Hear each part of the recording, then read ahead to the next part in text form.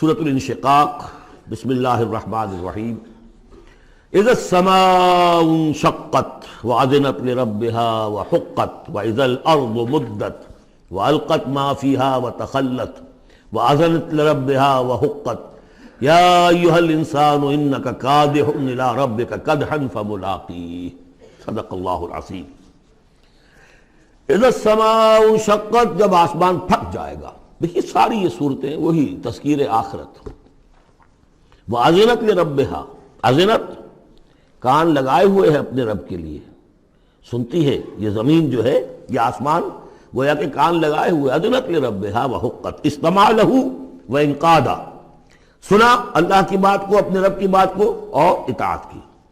لربها وحقت، اور تعمیل کر دے، اور یہ اسی کی مستحق ہے، اس کا حق یہی ہے، اس کا مقام یہی ہے۔ حقا یحق سے یہ مجہول بن گیا حقت۔ وَإِذَا الْأَرْضُ مُدَّتْ، اور جب کہ زمین کو پھیلا دیا جائے گا یا کھینچ دیا جائے گا۔ وَأَلْقَتْ مَا فِيهَا وَتَخَلَّتْ، اور وہ نکال باہر کرے گی، گرا دے گی باہر جو بھی اس کے اندر تھا، اور خالی ہو جائے گی۔ یہ آگے چل کر سورہ زلزال میں بھی آئے گا، وَأَخْرَجَتِ الْأَرْضُ أَثْقَالَهَا، جب کہ زمین اپنے سارے بوجھ نکال کر باہر پھینک دے گی، جو مردے ان میں دفن ہیں، جو بھی ان کے اجزاء ہیں، ان سب کو نکال کر، تاکہ وہ دوبارہ بنے اور بن کر کھڑے ہو جائیں، اور بھی جو کچھ ہے۔ وَأَذِنَتْ لِرَبِّهَا وَحُقَّتْ، اور زمین کا معاملہ بھی یہی ہے کہ وہ اپنے رب کا حکم سنتی ہے اور اس کی تعمیل کرتی ہے، اور وہ اسی کی سزاوار ہے، یہی اس کو لائق ہے، زیب دیتا ہے۔ یا ایھا الانسان، اے انسان، انک کادح الی ربک کدحا فملاقیہ، یہ بہت چل کر سورہ بلد میں بھی آئے گی کہ انسان کو، ہر انسان کو مشقت میں پیدا کیا گیا ہے۔ ہر انسان کے لیے دنیا جو ہے دارالمحن ہے، اگرچہ مشقتوں کی نوعیت جو ہے اس میں فرق ہے۔ کسی کی جسمانی مشقت زیادہ ہے، وہ کسی چلائی ہے، اس نے اینٹیں ڈھوئی ہیں، ہل چلایا ہے، پھر وہ رات کو ایسا سوتا ہے کہ اس کو صبح کی خبر دیتا ہے، اسے اس وقت بے چینی کوئی نہیں ہوتی۔ کسی کی ذہنی ہے، مل کا مالک ہے، بیٹھا ہوا ہے، پرابلم، وہ رات کو بھی پیچھا نہیں چھوڑتے وہ پرابلمز، پھر اسے ہپنوٹکس چاہیے، اسے کوئی اور سیڈیٹیوز چاہیے، کسی طرح کی چیزیں، اینٹی ڈپریسنٹس چاہیے۔ ساری جو آج دنیا میں سب سے بڑی مارکیٹ جو ہے میڈیسنز میں، وہ ان دوائیوں کی ہو چکی ہے امریکہ میں۔ جو سب سے مہنگی دوائیاں وہ یہ ہیں امراض ذہنی کی۔ کن کو ہوتے ہیں یہ؟ عام طور پر جن لوگوں کے ہاں ایفلوئنس ہے۔ تو معلوم ہے کہ ہر ایک کے لیے کوفت ہے۔ پھر یہ کہ کسی کو کوئی غم ہے، کسی کو کوئی غم ہے۔ عام آدمی یہ سمجھتا میں پیدل چل رہا ہوں، اس کے پاس سائیکل ہے، یہ بڑا اچھا ہے، بہت عمدہ ہے۔ اس سائیکل والے سے پوچھئے، اسے نظر آتا ہے کار پہ جاتا ہوا، اس کو اس کی جلن ہو رہی ہے۔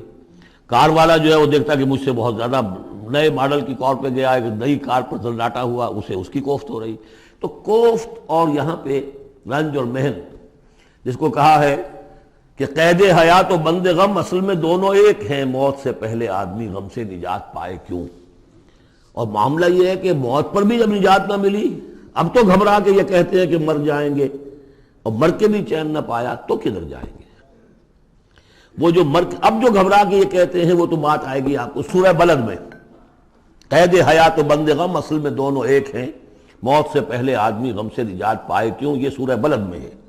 لیکن دوسرا مرحلہ جو ہے کہ اب تو گھبرا کے یہ کہتے ہیں کہ مر جائیں گے، مر کے بھی چین نہ پایا تو کدھر جائیں گے، وہ یہاں ہے۔ یا ایھا الانسان، اے انسان، انک کادح الی ربک کدحا، تیرا مقدر یہی ہے، تکلیفیں جھیلتا ہوا، بوجھ برداشت کرتا ہوا، کوفت برداشت کرتا ہوا، تجھے ایک پر دوسری، دوسری پر تیسری کوفت اور تکلیف، اور پھر جا کر اپنے رب کے سامنے کھڑے ہونا ہے۔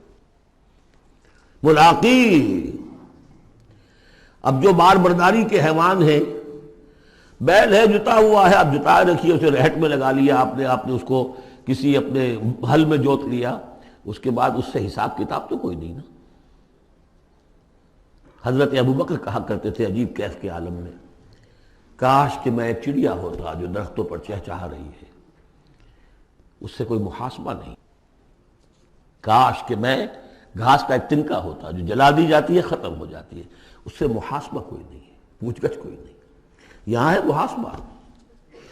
یا ایھا الانسان انک کادح، مشقتیں بھی جھیلو، صدمے بھی جھیلو، بوجھ بھی اٹھاؤ، اینٹیں بھی ڈھو، اور جو بھی کرنا ہے قلم کی گھس گھس کرو، بیٹھو، جاؤ 3 جگہ 4 جگہ مطلب کرو اور مریضوں کی خدمتیں کرو، اور پھر یہ کہ سب کچھ کر کے پھر ایک دن کھڑے بھی ہو جانا ہے، اب جاؤ ذرا حساب کتاب۔ لن تزول قدم ابن آدم حتی یسأل عن خمس، ابن آدم کے قدم ہل نہیں سکیں گے جب تک کہ 5 چیزوں کا حساب نہ لے لیا جائے۔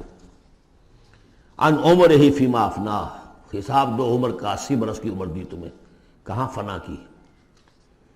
خاص طور پر وعن شبابہ فیما ابلاہ، شباب، جوانی، قوتوں کا، امنگوں کا دور، وہ کہاں گلائی تھی جوانی۔ وعن مالہ من این اکتسبہ وفیما انفقہ، مال کا حساب دو، کہاں سے کمایا تھا، حلال سے کہ حرام سے، اور کہاں خرچ کیا تھا، عیاشیوں میں، عللوں تللوں میں، یا ادائے حقوق میں۔ وَعَمَّا عَمِلَ فِيمَا عَلِمَ، اور 5واں سوال سب سے مشکل ہے، جو علم حاصل ہوا تھا اس میں عمل کتنا کیا۔ اس اعتبار سے ایک بات بتا دوں، برا نہ مانے، جن لوگوں نے پابندی سے یہاں، یہ ان کی سب سے بڑی مشکل ہو گئی ہے، اب سب سے بڑی مشکل اب ان کی ہے۔ اما عمل فیما علم، جو علم حاصل ہوا ہے اس میں عمل کا حساب کتاب ہوگا۔ وہ غریب جنہیں موقع ہی نہیں ملا، کبھی کوئی ایسی صورت ہی نہیں بنی کہ ان کے سامنے قرآن کی دعوت آ گئی ہو، ان کے پاس شاید کوئی نہ کوئی عذر ہو، ان کے عذر کا حصہ جائے گا ان پر جن کے ذمہ تھا کہ قرآن کی پہنچایا نہیں پہنچایا۔ لیکن یہ ہے کہ جن تک یہ بات پہنچ گئی انہیں سمجھ لینا چاہیے کہ بہت سخت ہے معاملہ۔ یا ایھا الانسان انک کادح الی ربک کدحا فملاقیہ فاما من اوتی کتابہ بیمینہ، تو وہ کہ جس کو دی جائے گی کتاب اس کے داہنے ہاتھ میں، فسوف یحاسب حسابا یسیرا، تو اس سے تو لیا جائے گا بہت ہی ہلکا نرم حساب۔ وہ ہلکا اور نرم حساب کیا ہے؟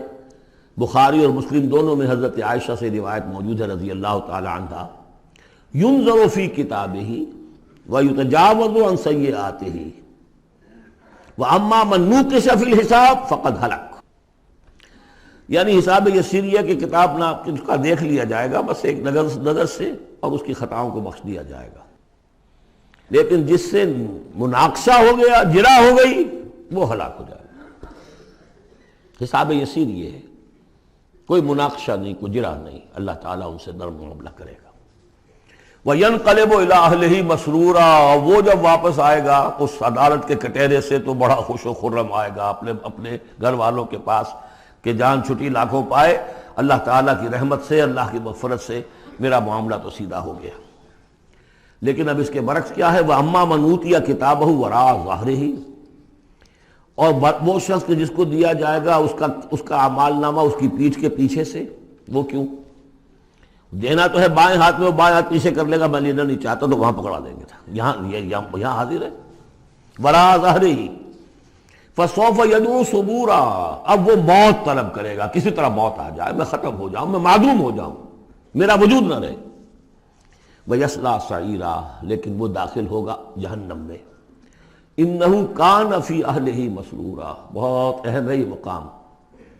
وہ اپنے اہل و عیال میں بڑا خوش و خرم رہا ہے زندگی میں، دنیا میں، حرام سے دن بھر کی محنت کر کے۔ دیکھیے ایک بات آپ کو بتا دوں، اگر آپ اللہ کے دین کا حق ادا نہیں کر رہے تو چاہے 100% حلال سے کما رہے ہیں، حرام کھا رہے ہیں، اس لیے کہ اللہ کے دین کا حق آپ نے ادا نہیں کیا۔ وہ جو غصب کیا جا رہا ہے اللہ کا حق، وہ کہاں جائے گا جب تک کہ آپ وہ حق ادا نہ کریں جو دین کا ہے۔ اس اعتبار سے سمجھ لیجیے حرام اور حلال یہی نہیں ہے، حرام اور حلال کے بڑے مراتب ہیں۔ ایک حرام خور وہ ہے جو سور کھا رہا ہے، آپ نے کہا بہت یہ تو چھی چھی چھی چھی سور کھا رہا ہے، حرام سب کو معلوم۔ ایک وہ ہے جو کھا رہا ہے بکری کا گوشت، بکری بھی خود ذبح کی ہے تاکہ قصائی کا بھی معاملہ کوئی خراب نہ ہو جائے، لیکن یہ کہ وہ بکری خریدی ہے کسی کی جیب کاٹ کے، تو کیا کھا رہا ہے؟ حلال کے حرام؟ حرام۔ اس کو بڑھاتے جائیے، باطل کے غلبے کے تحت سانس لینا بھی حرام ہے۔ You have reconciled، تم نے باطل کو تسلیم کر لیا، ذہن قلبن، طاغوت کو تسلیم کر لیا ہے، تمہارا جینا حرام، تمہارا سانس حرام۔ الا یہ کہ تن من دھن، اپنی صلاحیتوں کا صرف منیمم رکھا جائے اپنے لیے اور میکسیمم جو ہے خرچ کر دیا جائے اس نظام کو بدلنے کے لیے، وہ اس کا کفارہ ہو جائے گا۔ ورنہ یہ کہ وہ آپ ناپ تول کر کے تو حلال کھا رہے ہیں، لیکن جس نظام باطل کی آپ چاکری کر رہے ہیں، جس کی ملازمت کر رہے ہیں، جسے سپورٹ کر رہے ہیں، بڑی تنخواہ ملی ہے، ورلڈ بینک کی کسی برانچ میں جو ہے مینیجر لگ گئے ہیں، کس نظام کو آپ چلا رہے ہیں؟ بہرحال وہ بات لمبی ہو جائے گی۔ لیکن وہ دنیا میں خوش و خرم تھا، اچھا کھلا رہا تھا، دودھ ملائی ربڑی اپنے بچوں کو، ہر وقت آ رہا ہے تو نئی چیزیں لے کر آ رہا ہے، ولایت سے آ رہا ہے تو ایک ایک بچے کو بلا کر تمہارے لیے یہ لایا ہوں، تمہارے لیے یہ لایا ہوں۔ وہ دنیا میں وہ خوشیاں لے آیا، اب یہاں کچھ نہیں ہے۔ وہ اللہ کا بندہ جو دنیا میں ڈرتا رہا، انا کنا فی اہلنا مشفقون، ہم تو ڈرتے تھے کیا ہوگا، اللہ کے حضور میں روز کھڑا ہونا ہوگا، ان کے لیے یہاں آیا ینقلب الی اہلہ مسرورا، اب وہ لوٹے گا اللہ کی عدالت کی کٹہری سے اپنے گھر والوں کی طرف تو خوش و خرم ہوگا۔ اور یہ جو ہے یہ دنیا میں خوش و خرم رہا تھا اپنے اہل و عیال میں۔ انہ کان فی اہلہ مسرورا انہ ظن ان لن یحور، اس کو گمان یہ ہو گیا تھا کہ لوٹ کر آنا نہیں ہے، ہمارے پاس آنا نہیں ہے۔ کان بہ بصیرا، یقیناً اس کا رب تو اسے دیکھ رہا تھا، ہر آن دیکھ رہا تھا، اس کی نگاہ میں تھا۔ فلا اقسم بالشفق واللیل وما وسق والقمر اذا اتسق لترکبن طبقا عن طبق۔ یہ ہے اصل میں وہ مقام جس کے حوالے سے میں نے آپ کو کہا تھا کہ سورہ مدثر کی ان آیات کو ذہن میں رکھیے۔ کلا والقمر، تو یہ دیکھیے کہ وہاں بھی درمیان میں پھر اثر نو قسمیں آ گئی تھیں، دو تقریباً جو سمجھیے دو صورتیں بن گئیں، شروع میں یا ایھا المدثر سے لے کر اور آیت نمبر 31 تک، اور پھر کلا والقمر واللیل اذ ادبر والصبح اذا اسفر انھا لإحدی الکبر۔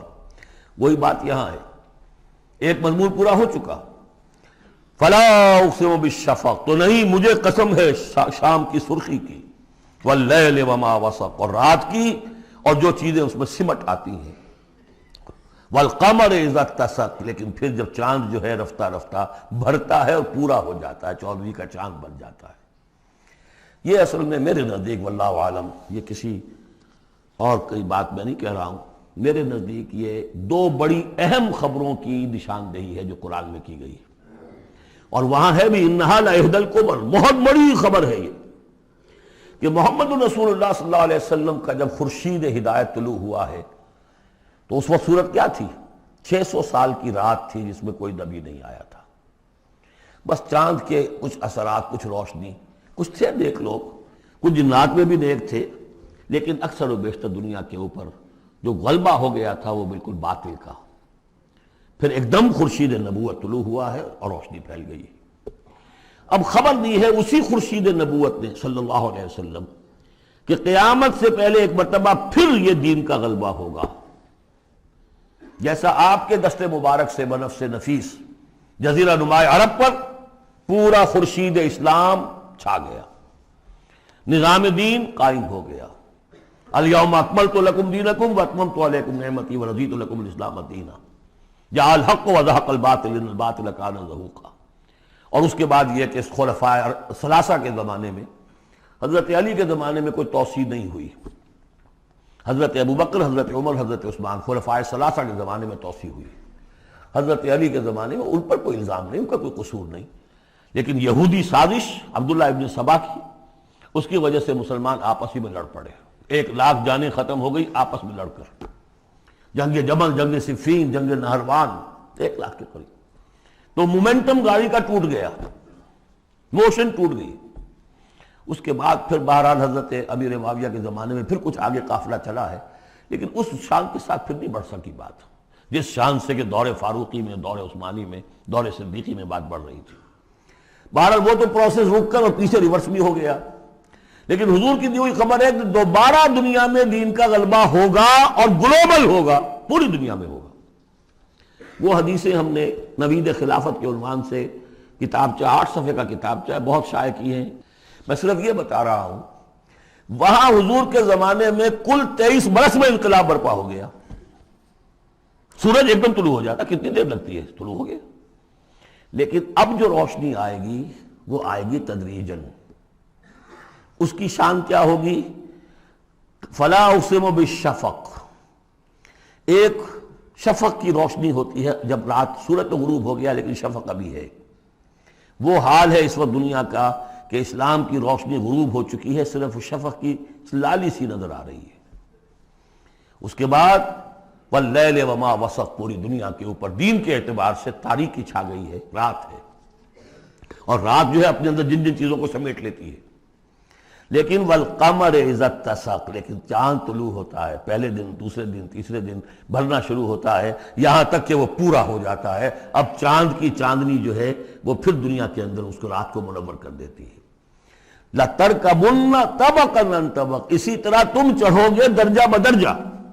یعنی اب جو تجدید دین کا کام ہوگا، اب جو اقامت دین کی جد و جہد ہوگی، اب جو دنیا میں خلافت علی منہاج النبوت کا نظام قائم ہوگا، تو وہ کسی ایک نسل میں نہیں ہو جائے گا، کسی ایک دائی یا ایک تحریک کے ذریعے سے نہیں ہو جائے گا، درجہ بدرجہ.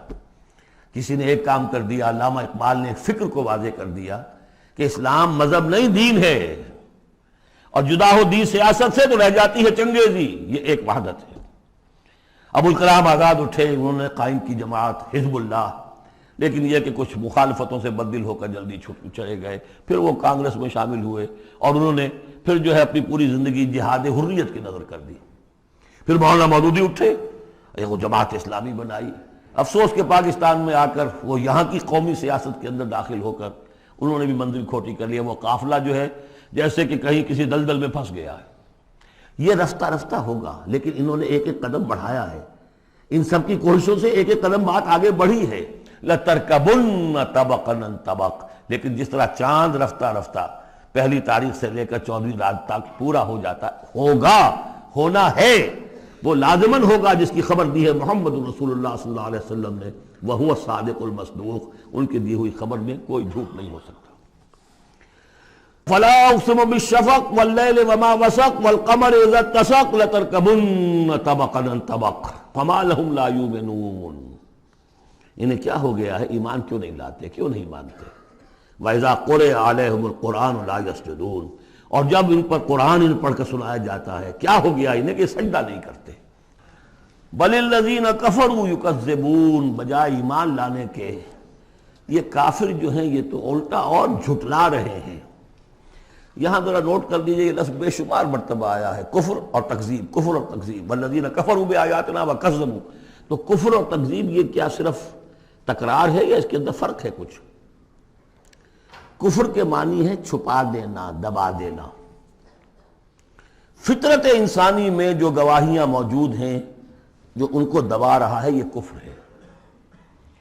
ان گواہیوں کو ابھارنے کے لیے، ایکٹیویٹ کرنے کے لیے قرآن مجید کی آیات آئی، ان کی تکذیب کر رہا ہے، یہ بہت بڑا جرم ہے. یہ دو جرم علیحدہ ہیں. اپنی فطرت کے اندر جو گواہیاں مضمر ہیں انہیں چھپانا، دبانا، لیکن پھر جب آیات ربانیہ سامنے آئے ان کو جھٹلا دینا، یہ ڈھٹائی کی حد ہے. پھر والذین کفروا وکذبوا بآیاتنا اولئک اصحاب النار هم فیہا خالدون. یہ تو جو پہلا چارٹر دیا گیا تھا حضرت آدم کو خلافت عرضی کا چارج سنبھالتے وقت، اب اتر جاؤ یہاں سے، اس جنت سے جاؤ نیچے اور جا کر چارج لو اور زمین کا، اور وہاں کیا ہوگا؟ فَإِمَّا يَأْتِيَنَّكُم مِّنِّي هُدًى فَمَن تَبِعَ هُدَايَ فَلَا خَوْفٌ عَلَيْهِمْ وَلَا هُمْ يَحْزَنُونَ وَالَّذِينَ كَفَرُوا وَكَذَّبُوا بِآيَاتِنَا. کفر پہلا جرم اور تکذیب یہ مہا جرم. کفر تو اس وجہ سے بھی ہو سکتا ہے کچھ ماحول کے اثرات تھے، آپ ذہول میں رہے، آپ دبے ہوئے تھے، لیکن جب وہ روشنی آ گئی پھر اس کی تکذیب، یہ معلوم ہوا کہ اب یہ جرم جو ہے اپنی آخری حد کو پہنچ گیا. بل الذین کفروا یکذبون، یہ کافر جو ہے جھٹلا رہے ہیں. واللہ عالم بما یورون، اور اللہ کو معلوم ہے کہ یہ کیا بھرے ہوئے ہیں اپنے ہاں. عام طور پر سمجھا ہے کہ جو انسان مال دولت نہیں، اندر ان کے بغض ہے، حسد ہے، تکبر ہے، اس کی وجہ سے یہ تکذیب کر رہے ہیں.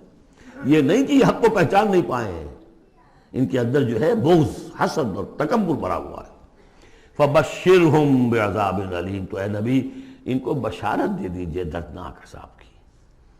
الا الذین آمنوا وعملوا الصالحات لہم اجر غیر ممنون، سوائے ان کے کہ جو لوگ ایمان لائے اور جنہوں نے نیک عمل کیے، ان کے لیے اجر ہے بے انتہا، کبھی ختم نہ ہونے والا، منن کاٹ دینا، اگر کوئی چیز کٹ جائے گی اس کی انتہا ہو گئی، نہیں، یہ کٹ نہیں سکے گا، اس کا سلسلہ جاری رہے گا مسلسل غیر ممنون، یہ مسلسل ہے، ختم ہونے والا نہیں ہے۔